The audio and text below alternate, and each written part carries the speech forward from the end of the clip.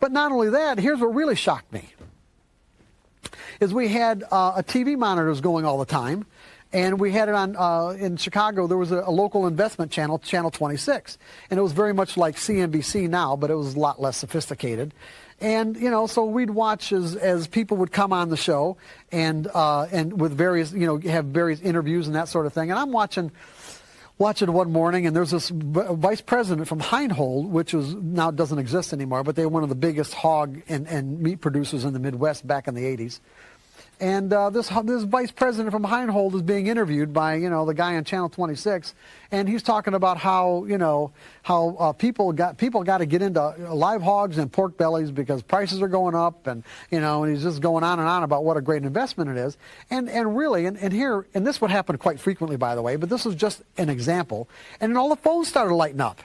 These are all the people in the Chicago area, the typical, you know, the traders in the Chicago area that are listening to this guy, because I say that because the phones are lighting up and all the brokers are starting to take orders to buy bellies and buy hogs. And I'm thinking, well, you know, that was pretty impactful, right? Oh, gee, and then on Squawk Box, guess who's taking the other side of those orders? Heinhold. They needed somebody to come in and take the other side of their orders. What commercials and hedgers and fund managers and all the people who are really, let's say, professionals, they have become very, very sophisticated at finding ways of drawing the general public into taking the other sides of their trades. Meaning, and the point that I'm making here, is that they will purposefully do things that will draw the typical general public, let's say the general public, into the other side of their trades, when in fact what they want to do is the exact opposite. For an example, let's if I'm a hedge fund manager and I'm long stocks, or it doesn't really matter what it is. I could be long bonds, I could be long gold, I could be whatever it is, and I want to liquidate my position. Now I've got a huge position, meaning I've got a cash position, and I want to sell it.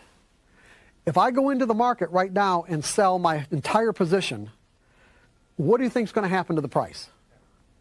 Chances are it's going to go down. I am actually going to, because of the volume of my trades, I am actually going to drive the price down, making my average cost lower and lower. I don't want to do that. I don't want to, so for an example, if I come into the market and I say, hey, you know what, I've got 10 million shares of this and that to sell, what's going to end up happening is that those 10 million shares are going to end up taking out all the bids, all the prices down, take out all the bids until you find a spot where it can't take out, where the size of the trade cannot take out any more bids and the price stabilizes. If I'm a hedge fund manager and I've got to unload, if I've got to unload a huge position and the market happens to be sitting right here in relative to this chart pattern, how might I maximize my profits? What might I do?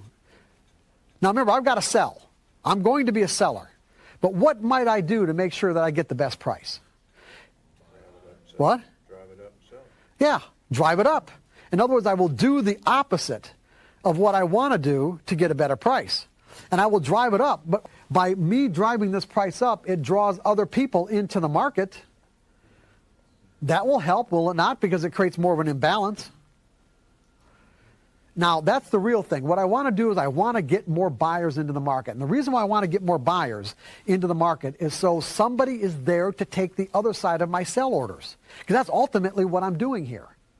What I'm doing is I want to sell.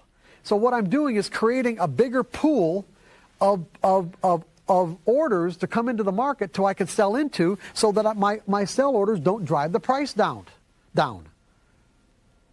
If you don't read the newspaper, you're uninformed. If you do read it, you're misinformed.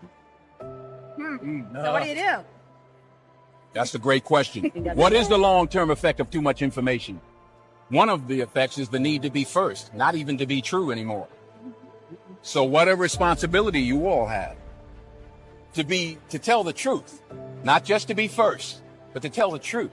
We live in a society now where it's just first. Who cares? Get it out there. We don't care who it hurts. We don't care who we destroy. We don't care if it's true. Just say it, sell it. Anything you practice, you'll get good at. including BS.